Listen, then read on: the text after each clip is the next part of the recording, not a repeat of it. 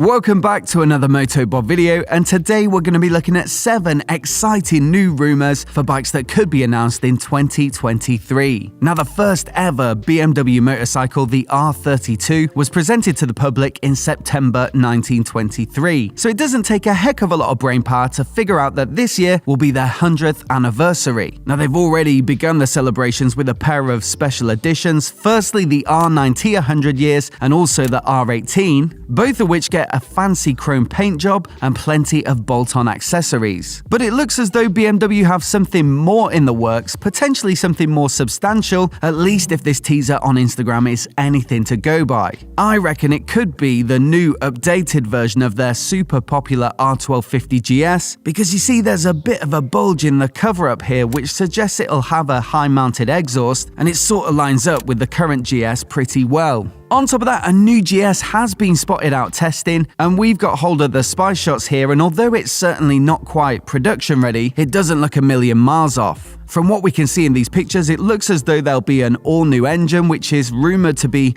a little bigger in capacity and potentially fully liquid-cooled. There's also a new aluminium frame, which might help to keep the weight down a little. And of course, it looks pretty different from a styling perspective, especially the stacked LED headlights, which replace the signature asymmetrical design of the current bike. So what better way to celebrate 100 years of the Boxer Twin than a massive update like this to the most iconic boxer powered bike ever made. Next up, we've got Royal Enfield spotted out testing a new single-cylinder powered bike that's been labelled the Scram 450, and it'd mark a significant change in their lineup, with both their singles and twins at the moment all being entirely air and oil cooled, whereas this bike, as you can tell from the radiator at the front and the lack of cooling fins, would be liquid cooled. Finally, an Enfield that might have a little bit of go in it. Personally, I do like the parallel twins, and they've got just enough power to make them fun to ride on the roads, but the Himalayan and the new little 350s in the Meteor and the Hunter, they're just a little bit low on punch for my taste for anything apart from town riding. Hopefully, an engine like this would allow them to build something a bit more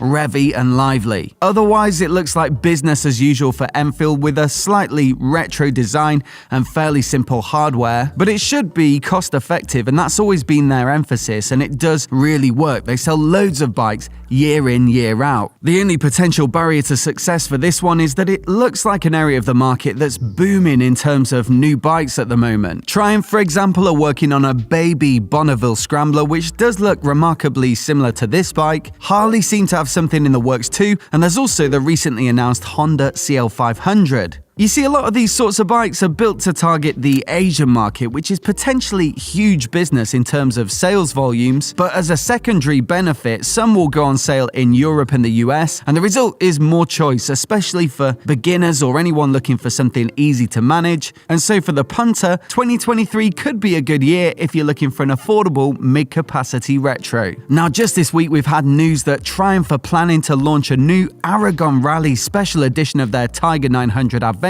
bike, with Australian vehicle certification records revealing that the name has been submitted. Presumably, the idea is to celebrate their success in the Baja de Aragon Rally in Spain last year, with former World Enduro champ Ivan Cervantes winning the trail class and placing an impressive 11th overall when you consider that he was up against some proper dedicated rally bikes. So what can we expect from this limited edition? Well, almost certainly some upgraded suspension and probably some more resilient hardware like the sump guard and handguards, but also hopefully that pop-in special paint job that they did for it, which I think looks absolutely brilliant. The Tiger 900 paint jobs have always been relatively subdued, so this would be a nice option if you wanted something with that more garish rally vibe. Now, the luminous yellow, you may recognize that from the Moto 2 limited edition of the new Street Triple, and that's because they're calling it Triumph Racing Yellow, and it will be their signature color for competition bikes or limited editions from now on. Now, I had to put this one in here because the rumors have been going for ages and ages, but hopefully 2023 is the year that it actually happens. It's the Yamaha R9, which again is a name that they've filed in legal documents on a number of occasions, and so hopefully they're not just covering their ass on copyrights and actually have a bike in the works. I think this is just such an exciting prospect because the inline triple that powers their 900cc bikes like the MT-09 and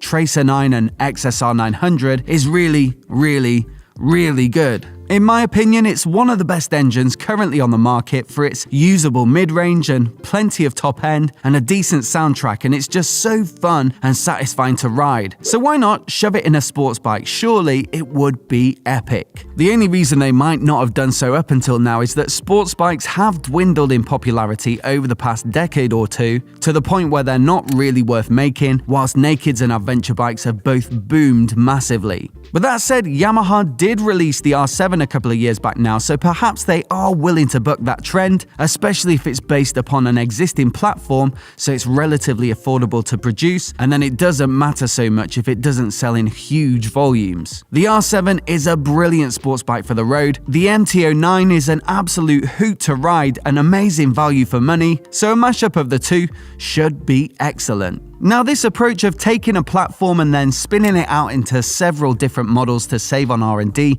is super common now. All the manufacturers do it, and especially in the more affordable areas of the market where keeping the price as competitive as possible is essential. So naturally, there's the expectation that the new 750 parallel twin that Honda announced in 2022 will give birth to a number of new bikes beyond the Hornet and Transalp that they've already added to the lineup. One of those applications could well be a retro, as is the case for Yamaha's XSR 700 or the Kawasaki Z650 RS. And to that effect, there have been a couple of pretty nice looking renders from Autobi in Japan. Firstly, of a scrambler variant that's similar to the CL500 that Honda launched already, and then a more regular Bonneville style retro called the GB750. Now, this engine isn't really like a long-stroke, torquey twin that you'll find in the other retros like the Bonnevilles and the Royal Enfield twins. It's more revvy and peaky, and having ridden it on the press launch for the Hornet, I thought it was brilliant and really suited to that style of modern naked bike. I'm not so sure it feels so authentic in a bike like this, but if you want modern performance and just some